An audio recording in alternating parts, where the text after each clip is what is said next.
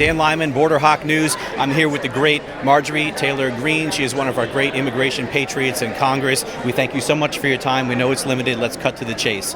Republicans are looking like they might take Congress back in the next election. Are you starting to lay the groundwork for what you can do to undo the damage that the Biden administration has done at the border over the past year and a half? We have to do it, but we also have to, everyone has to have realistic expectations.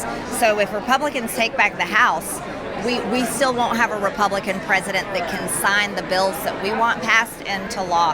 So that'll be difficult, but we will control the budget. And there's a lot we can do in the budget by like crossing out things that shouldn't be funded and trying to fund things that need funded, but we don't know if Joe Biden or whoever will be in there will actually sign those things into law. So that's going to be the tough part. But what we will be doing is investigating all of the wrongdoing and the corruption.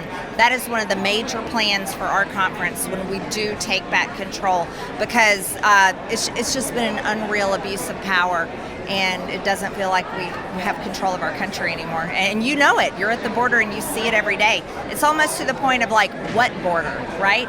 Do we even have a border anymore? The Democrats don't want us to. It seems like we don't have a border anymore. We have hundreds of thousands of illegals on record pouring over the border, the non-existent border. Every month now at this point, we have hundreds of thousands of gotaways at this point.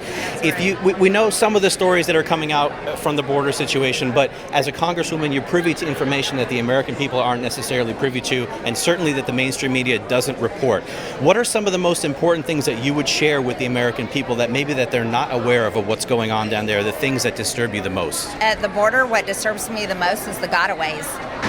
Number one, there are known terrorists in our country right now because some have been stopped, but many have gotten away. The amount of drugs, human trafficking of children is happening every single day down there.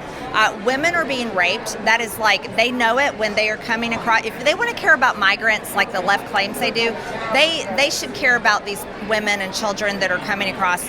But they carry Plan B abortion bills with them because they know they're going to get raped. I mean, this is unreal. It's a human crisis. But other things that are happening is when illegal immigrants come in our country, guess what? They get processed and they get given a cell phone. They don't get an ankle bracelet to come back. They get given a cell phone. They're given their arrest records, and then they get on airplanes and fly all over the country. So it's not just a border invasion, it's an invasion of our entire country, because these people are spreading to every single state, all 50 states. Absolutely. And as we have learned in recent years, the situation isn't just at the border. Every state is a border state now at this point. Yes. How is illegal immigration and legal immigration in terms of people who are coming into work in this country and taking American jobs, how is that affecting your constituents in the state of Georgia? Well, it's affecting every single state, but I have a bill in place that's a very strong border bill. I think we need a moratorium. We need to put a stop to this until we can work through all the cases. We need serious work in our immigration laws. And, people are taught and they're trained on their way to our country down in Mexico and other countries. They're trained what to say to apply for asylum. And we need to straighten that up. You can't just decide to come to America, find out the right code words, and apply for asylum. Asylum should be very serious, and only certain people should meet those requirements. And the system is totally abused, so we need to change that. Absolutely. And a final question for you. You mentioned that migrants are told what to say when they enter the country. We've actually done a lot of groundbreaking reporting on the other side of the border, discovering that the United Nations is really actively involved in fueling the pipeline and funding the pipeline. Would you support any sort of investigation into the United Nations role into what's going on south of our border and globally? Absolutely. Well, the United Nations has always been involved in that, and so have many other NGOs and non-profits.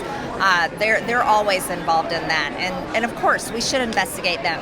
We shouldn't be a part of these globalist groups and networks if they're going to contribute to the invasion of America and the destabilization of our laws and of all of our safety.